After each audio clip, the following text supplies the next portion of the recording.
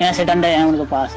उस डंडे से मुझे बहुत बुरे तरीके से मारा, बहुत मारा मुझे। बाल पकड़ के मेरे सर को पूरी चारों तरफ घुमा दिया, मेरे हाथों को मोड़ दिया, लातें मारी, घूं से मारे और बहुत गंदी गंदी गालियाँ बकी। ऐसी गालियाँ तो मैंने आज तक सुनी भी नहीं है। मुझसे बोले कि तू वो तेरे बापों के पास फोन लगा जिनके पास से तू आया है, और जितनी भी गंदी से गंदी गालियाँ तुझे आती हैं वो गालियाँ बक, बात करो जैसी हम बोलेंगे वैसी बोलना, नहीं तो तुझे और मारेंगे। मैंने तो भगत जी आज तक मैंने गाली नहीं बकी, मुझे गाली नहीं आती है। मैं हम इतनी देर से क्या बकवास कर रहा है ये सुन के तू ये नहीं बोल सकता? सीख हमसे। इतने दिन से तू सतलोक आश्रम मैनेजमेंट से जुड़ा है, तूने क्या सीखा है?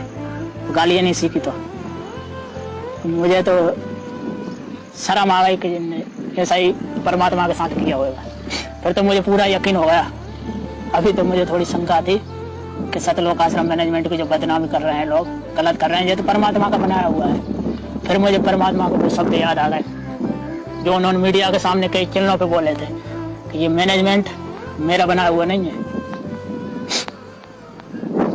बच्चे सब मेरे हैं, लेकिन ये मेरी बात नहीं मानते, ये मैनेजमेंट की मानते हैं। तो भगत जी मैं ऐसा ही रह गया, मैं थम सा गया कुछ देर के लिए। तो दिमाग भी सुन्न हो गया कि जब मेरी औकात क्या है, मैं तो एकमात्र बहुत नीच आदमी, नीच जीव हूँ।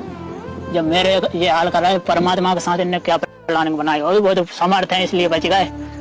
अगर कोई आम आदमी होता तो उसका क्या हाल करते, पता भी नहीं लगने देते। ये मोहनलाल गुरु बन जाता और कहता गुरुजी आदेश दे के गए थे मुझे सपने में कि मैं जा रहा हूँ सतलोक, गुरुजी को तो जान से खत्म कर देते, मैं जा रहा हूँ सतलोक और बेटा तू बन जा गुरु, तुझे दे रहा हूँ गुरु पदवी। मोहनलाल के यहाँ गए, साष्टांग दंडवत प्रणाम करा करते आज हम। जो महेंद्र भगोड़ा है उसके सामने जो किसी के सामने आता तक नहीं है, काल की तरह छुपा रहता है गुप्त रूप से, क्योंकि उसे बीमारी ऐसी लगी है, हर 5 मिनट पे बाथरूम जाना, पूरे शरीर पे फोड़े फुंसी हो गए हैं, कई सारी बीमारियां, हर 5 मिनट में गोली दवाई लेता है वो। उसके पैसे के बल पे जीवित है जो हम दान करते हैं।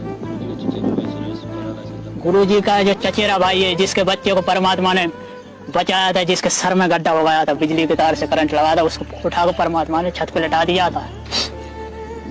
लेकिन वो नीचों को ये सब बातें नहीं दिखती। उस लड़के का बाप गुरुजी का चचेरा भाई सुरेश, वो पैरालाइसिस हो गया आज आधे अंग पे, ऐसी हालत हो रही है।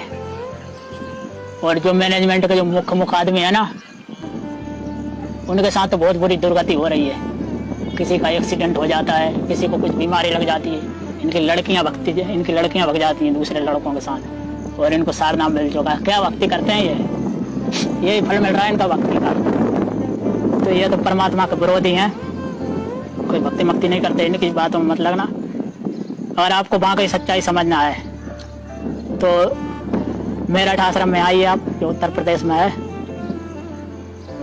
तलाशते तलाशते आदमी विदेश भी पहुंच जाता है। मेरठ आश्रम कोई दूर नहीं है, जब आप बरबाला पहुंच गए तो मेरठ भी पहुंच सकते हैं। परमात्मा ने खुद कहा है बरबाला सत्संग में, बरबाला कांड होने के पहले एक श्यामा माई है, उनसे परमात्मा ने कहा था कि बेटा बरबाला कांड होने वाला है। वो हरियाणा की रहने वाली थी, तो बेटा तू अब यहाँ से चली जा, बहुत बड़ा हंगामा होगा, बरबाला कांड होएगा, मुझे ये लोग जेल भेज देंगे, ये सब बहुत गड़बड़ करेंगे, और अब ये सब भक्ति को बंद करने की कोशिश करेंगे, बस उल्टा करेंगे, मेरे ज्ञान का बिल्कुल उल्टा। काल इनके अंदर बैठ चुका है, पूरे मैनेजमेंट काल ने हैंड ओवर कर लिया है, वही संभाल रहा है। तो बेटा तू या मेरठ उत्तर प्रदेश में। और वो भगतमती ने बोला कि परमात्मा मुझे पता नहीं मेरठ कहाँ है, वो तो मेरी प्रेरणा से तू पहुंच ही जाएगी जा। वो माई मेरठ भी पहुंच गई, उनके पास कुछ भी नहीं था, आज परमात्मा की दया से सब कुछ है। मेरठ में उन्होंने आश्रम भी बना दिया परमात्मा का सत्संग होता है। और उनसे परमात्मा ने जाते टाइम बोला था कि बेटा जब जेल से छूटूंगा तो इन नीचों के पास नहीं जाऊंगा मैं, मेरे जो सच्चे बच्चे हैं जो ज्ञान को समझ लेंगे, जो वहाँ आया करेंगे, मैं वहीं आऊंगा बेटा। तो परमात्मा की दया से आज बहुत बढ़िया अच्छे तरीके से वहाँ 1 रुपया भी दान नहीं लिया जाता। वो अकेले अपने दम पर पूरे आश्रम को चला रही है। परमात्मा ने इतना दिया है उनको, श्यामा माई को। तो उस आश्रम में आइए, क्योंकि परमात्मा ने जब अपने मुख कमल से बोल रखा है, और बरबाला के कई सारे सत्संगों में भी बोला है कि ऐसा होने वाला है। श्यामा माई को साक्षात जो दुर्गा मैया है वो दर्शन देती थी लेकिन वो बहुत ज्यादा दुखी थी, गरीब थी वो, लेकिन दुर्गा जी उनके ऊपर प्रसन्न थी क्योंकि वो बहुत ज्यादा भक्त थी दुर्गा मैया की।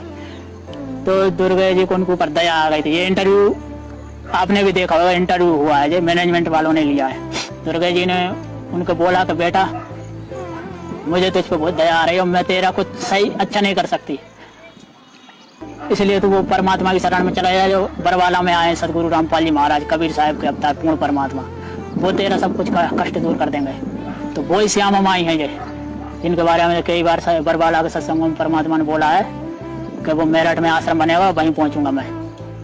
ये नीचे सत्योग आश्रम मैनेजमेंट के पास नहीं जाऊंगा, क्योंकि जब करौथा कांड जब हुआ था तो जो गुरु जी की जो पत्नी है, जो आज कह रही है कि मैं तो उनकी बेटी हूँ, कि मैं तो शुरू से ही जुड़ी हूँ इतने साल से। करौथा कांड के बाद इनके पूरे परिवार वाले कहते थे आपने ये क्या किया, हमारी वो नाक कटा दी।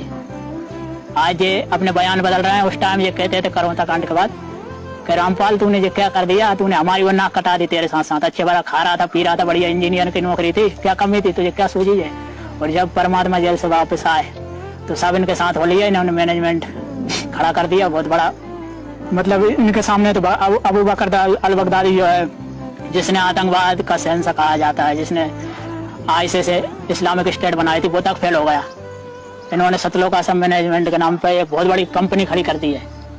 और जब इसकी सीबीआई जांच होगी, खुलासा होगा ना, तो बड़ी बड़ी सरकारें और बड़े बड़े देश इनके आगे दांतों तले उंगली दबा लेंगे। इन्होंने तो सबको ही फेल कर दिया। हम भी इनकी लाइन में नहीं, क्या दिमाग लगाया इनने, और वो दिमाग काल लगवा रहा है इनसे।